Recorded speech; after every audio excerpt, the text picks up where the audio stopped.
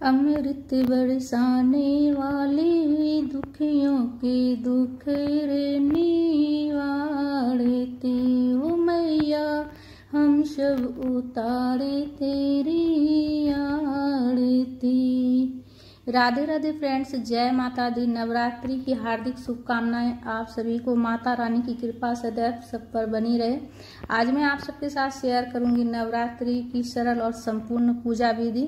पहले देखिए पूजा कैसे करेंगे, चौकी की स्थापना कैसे करेंगे। तो देखिए सबसे पहले नवरात्रि वाले दिन सुबह स्नान वगैरह कर पूजा की चौकी जहाँ लगाइएगा वहाँ अच्छे से साफ सफाई करके पूजा की चौकी लगाकर उस पर लाल या फिर पीले रंग के कपड़े का आसन दे दीजिएगा।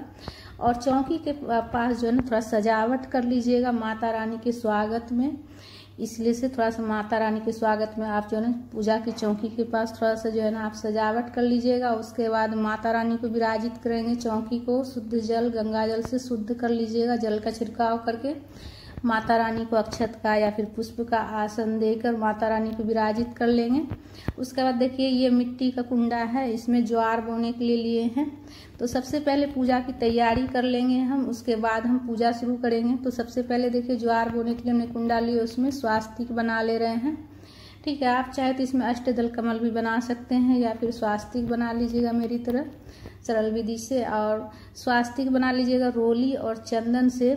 ज्वार बोने से ये बोलते हैं कि अगर हरा भरा ज्वार निकलता है तो माता रानी का ये मतलब एक संकेत रहता है कि हमारे घर में हमेशा सुख समृद्धि बनी रहेगी। इसलिए से ज्वार बोना चाहिए फ्रेंड्स। ज्वार बोने से बहुत ही अच्छा होता है, सुख समृद्धि बनी रहती है, धन्य धान की कभी कमी नहीं होती है।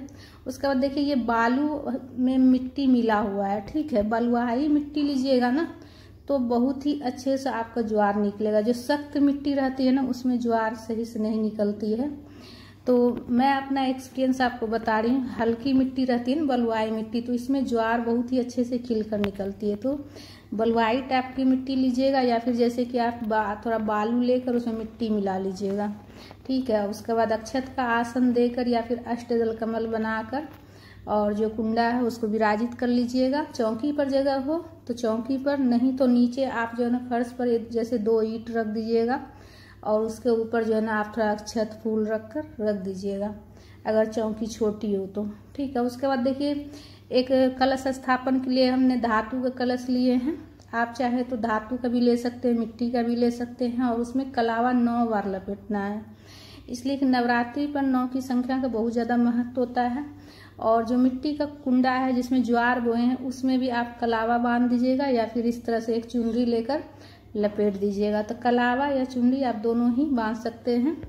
मिट्टी का जो कुंडा है जिसमें ज्वार बोए हैं तो उसमें भी आप जो है ना बांध दीजिएगा कलावा या फिर चुनरी। उसके बाद देखिए कलश में सबसे पहले स्वच्छ गंगा जल डालिएगा, उसके बाद स्वच्छ जल से भर दीजिएगा और कलश में ये फूल डाल दीजिएगा। गांठ वाली हल्दी पाउडर भी डाल सकते हैं, हल्दी गांठ वाली ना हो तो सुपारी, सिक्का, अक्षर, ये सारी चीज़ थोड़ा थोड़ा मतलब अक्षत थोड़ा सा ही डालना है। ठीक है, और अक्षत का दाना जितना भी लीजिएगा पूजा में तो देख लीजिएगा थोड़ा सा मतलब टूटा हुआ ना हो। बेशक 5 दाना ही डालिएगा कलश में, पर टूटा हुआ नहीं होना चाहिए, समूचा होना चाहिए। और कलश में देखिए आम के पत्ते लगा लीजिएगा 9 की संख्या में। उसमें रोली चंदन से मैं पहले ही तिलक करके रख दी थी, तो रोली चंदन से तिलक कर लीजिएगा। सारा तैयारी सब चीज़ करके उसके बाद पूजा शुरू कीजिएगा। और कलश के ऊपर पूर्ण पात्र चावल से भर कर रख देंगे। तो 9 की संख्या का बहुत ज़्यादा महत्व रहता है, इसलिए से 9 की संख्या में आप लीजिएगा आम का पत्ता। आम का पत्ता ना मिले तो आप अशोक का पत्ता भी ले सकते हैं। और 9 की संख्या में लेकर उसमें आप रोली चंदन लगाकर कलश में लगा दीजिएगा, अच्छे से कलश में सजा दीजिएगा। उसके बाद कलश को उसके ऊपर हम रख देंगे। ठीक है, ज्वार जिसमें बोएंगे ना उसी पर हम रख देंगे। और उसके बाद देखिए आप जो है ना स्वास्तिक बना सकते हैं कलश में, या फिर आप सिंपल जो है ना आप तिलक भी कर सकते हैं, रोली और चंदन से तिलक भी कर सकते हैं। इसलिए कि हमने स्वास्तिक पहले ही बना दिए हैं मिट्टी के कुंडा में। तो आप जो है ना सिंपल से तिलक भी कर सकते हैं या फिर आप स्वास्तिक भी बना सकते हैं। तो स्वास्तिक मैं बना दे रही हूँ कलश में भी, रोली चंदन से स्वास्तिक बना ले रहे हैं। और अपने हाथ से उंगली से ही बनाइएगा। ठीक है, जो छोटी वाली उंगली रहती है ना उसके बगल में जो उंगली रहती है ना अनामिका, उस उंगली से पूजा किया जाता है, उसी से तिलक किया जाता है। उसके बाद देखिए ज्वार बोएंगे, ज्वार को आप 1-2 घंटा पहले ही भिगो कर रख दीजिएगा तो अच्छे से खिलकर ज्वार निकलेगी। तो भिगोया हुआ ज्वार जो है ना चारों तरफ से आप ज्वार बो लीजिएगा, और भिगोया हुआ रहता है ना तो वो मतलब अच्छे से अंकुरित होता है। तो आप 2-3 घंटा पहले ही भिगो दीजिएगा ना, या फिर रात में भी भिगो दीजिएगा, सुबह आप पूजा में चढ़ाइएगा तो ज़्यादा अच्छा रहेगा। भिगोया हुआ चना जो रहता है वो जल्दी अंकुरित होता है। तो चना पहले ही भिगो कर रख लीजिएगा। उसके बाद देखिए नारियल ले लीजिएगा, श्रीफल। नारियल में आप जो कलावा भी लपेट सकते हैं या फिर चुनरी भी लपेट सकते हैं। तो अपनी सुविधा के अनुसार आप नारियल या फिर कलावा तो उनमें से आप कुछ भी लपेट सकते हैं। और देखिए नारियल का मुख में दिखा रही हूँ, दिखाने भूल गई थी। ये नारियल का मुख है, ठीक है। जो कोना जो नुकीला भाग जो है ना वो नारियल का मुख नहीं होता है। नारियल का मुख इस साइड होता है। नारियल का मुख हमेशा अपने तरफ रखना चाहिए या फिर ऊपर की ओर आप रख सकते हैं, ठीक है। उसके बाद हम नारियल का मुख अपने तरफ करके रखेंगे, और जो ज्वार बोए हैं उसमें थोड़ा थोड़ा जल सींच दीजिएगा। हल्के हाथ से आपको फूल से ऐसे सींचना है, इसलिए कि ज्वार पहले ही भिगोया हुआ है तो ज़्यादा जल नहीं दीजिएगा, अंकुरित दीजिए, मतलब निकलता है तो सही रहता है। तो मतलब आप जो है ना हल्के हल्के हाथ से ही जल दीजिएगा। और जो मिट्टी भी जो डालिएगा वो भी थोड़ा सा हल्का हाथ से, मतलब मिट्टी में थोड़ा हल्का हाथ से पानी डाल के उसके बाद मिट्टी डालिएगा, ठीक है। तो वो उससे क्या होगा कि आपका ज्वार जो है ना अच्छे से निकलेगा। एक बार अंकुरित अगर हो जाता है ना तो फिर ज्वार जो है ना आसानी से अच्छे से हरे भरे निकलते हैं।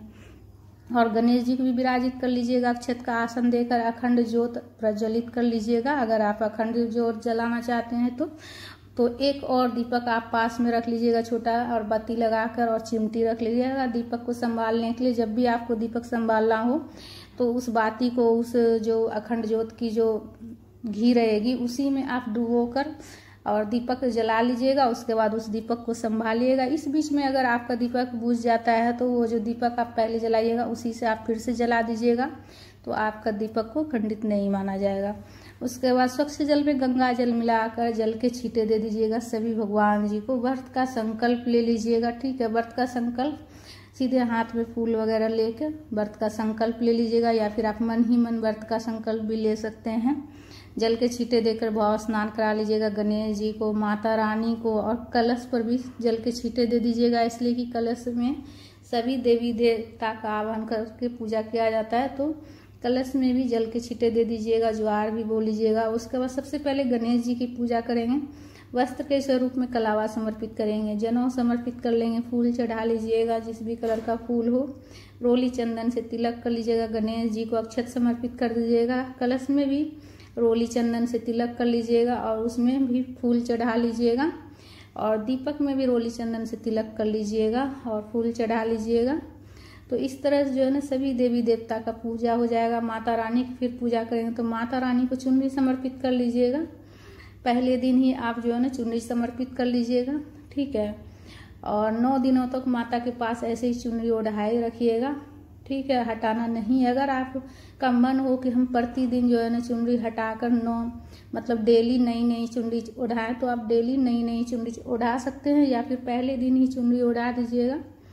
और प्रतिदिन सिर्फ जल के छींटे देकर पूजा करना होता है। उसके बाद इत्र भी लगा दीजिएगा कलश में गणेश जी को, और माता रानी के चुनरी में भी इत्र लगा दीजिएगा, इत्र हो तो, और नहीं हो तो देखिए कोई बात नहीं। उसके बाद फूल चढ़ा लीजिएगा। गुड़हल का फूल हो जाए तो बहुत ही अच्छा रहेगा, इसलिए कि माता रानी का जो है ना प्रिय फूल गुड़हल का होता है।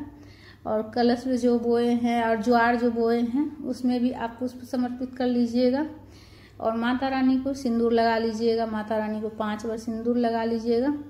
तो देखिए चौकी जो है ना, आप पूजा की चौकी आप पूरब दिशा में लगाइएगा, ठीक है। पूरब दिशा जो होता है शुभ होता है। आपका मुख भी जो है ना पूरब दिशा की तरफ होना चाहिए।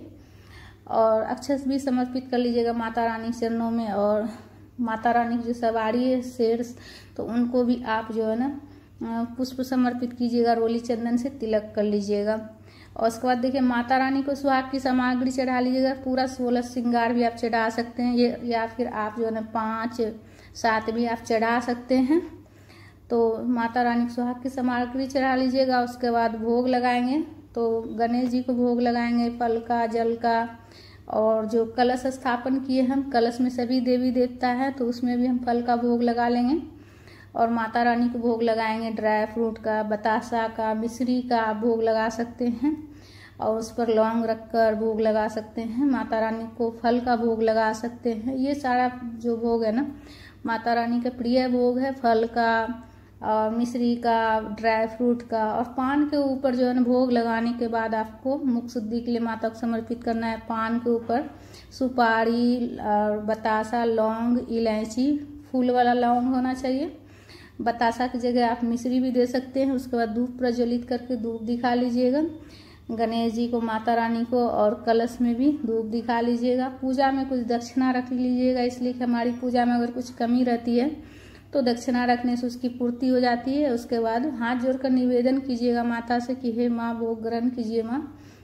उसके बाद हाथ में पुष्प लेकर दुर्गा सप्तशती का पाठ कर लीजिएगा, या फिर आप दुर्गा सप्तशती का जैसे पाठ नहीं करते हैं तो कम से कम आप तो दुर्गा चालीसा भी जरूर से जरूर पढ़ लीजिएगा। और पहले दिन पहला अध्याय पढ़ लीजिएगा, दूसरे दिन दूसरा अध्याय पढ़ लीजिएगा अगर दुर्गा सप्तशती का पाठ कीजिएगा तो। और लास्ट में क्षमा याचना भी पढ़िएगा, उसमें दुर्गा कवच भी लिखा रहता है वो भी पढ़िएगा। उसके बाद देखिए छोटा सा हवन किया जाता है जैसे तो नवरात्रि में, तो इस तरह से जो है ना आप डेली प्रतिदिन जो है ना हवन सरल विधि से कर लीजिएगा। जैसे कि छोटा सा मिट्टी का बर्तन ले लीजिएगा, उसमें थोड़ा हवन सामग्री और फूल वाला लौंग, इलायची और कपूर रखकर प्रज्वलित कर लीजिएगा। और इस तरह से छोटा सा हवन होगा और जो माता रानी जो भोग लगाइएगा वो आप जो है अग्नि में समर्पित कर दीजिएगा। तो इस तरह से जो है ना आप प्रतिदिन जो है छोटा सा हवन कर सकते हैं। और लास्ट वाले दिन जो है ना आप विस्तार से अच्छे से हवन कर लीजिएगा। विसर्जन वाले दिन, जिस दिन कन्या पूजन कीजिएगा उस दिन जो है ना आप अच्छे से हवन कर लीजिएगा। और प्रतिदिन सरल विधि से इस प्रकार से आप हवन कर सकते हैं। उसके बाद कपूर प्रज्वलित करके आरती कर लीजिएगा। माता रानी की आरती गाते हुए आरती कर लीजिएगा। जय अम्बे गौरी मैया, जय श्यामा गौरी, तुमको निस दिन ध्यावते, मैया जी को निस दिन ध्यावते, हरि ब्रह्मा शिव जी, जय अम्बे गौरी। तो माता रानी की आरती गाते हुए आरती कर लीजिएगा। उसके बाद सीधे हाथ में जल लेकर आचमनी कर लीजिएगा। आचमनी करने के बाद क्षमा याचना कीजिएगा और प्रार्थना कीजिएगा। क्षमा याचना जो है ना आपको जो है किताब में भी लिखा हुआ रहेगा, उससे भी देखकर आप क्षमा याचना कर सकते हैं, या फिर ऐसे भी आप अपने मन से भी कर सकते हैं क्षमा याचना। उसके बाद प्रसाद पूरा परिवार ग्रहण कीजिएगा। पूजा की चौकी 9 दिनों तक हिलानी नहीं है। कलश स्थापन जो किए हैं कलश को भी नहीं हिलाना है। सुहाग की सामग्री भी वहीं पर चढ़े रहने दीजिएगा 9 दिनों तक, कन्या पूजन तक। और ज्वार प्रतिदिन सींचना है। तो फ्रेंड्स हमारा ये वीडियो आप सबको कैसा लगा? अगर अच्छा लगा है तो लाइक कीजिएगा, शेयर कीजिएगा, कमेंट कीजिएगा, और चैनल पर अगर नए हैं तो चैनल को सब्सक्राइब कर लीजिएगा। और नवरात्रि के व्रत आप जो है ना मीठा खाकर भी कर सकते हैं, एक टाइम मीठा खाकर, या फिर जो है ना फल खाकर भी आप कर सकते हैं व्रत वाले नमक के साथ में। जय माता दी फ्रेंड्स।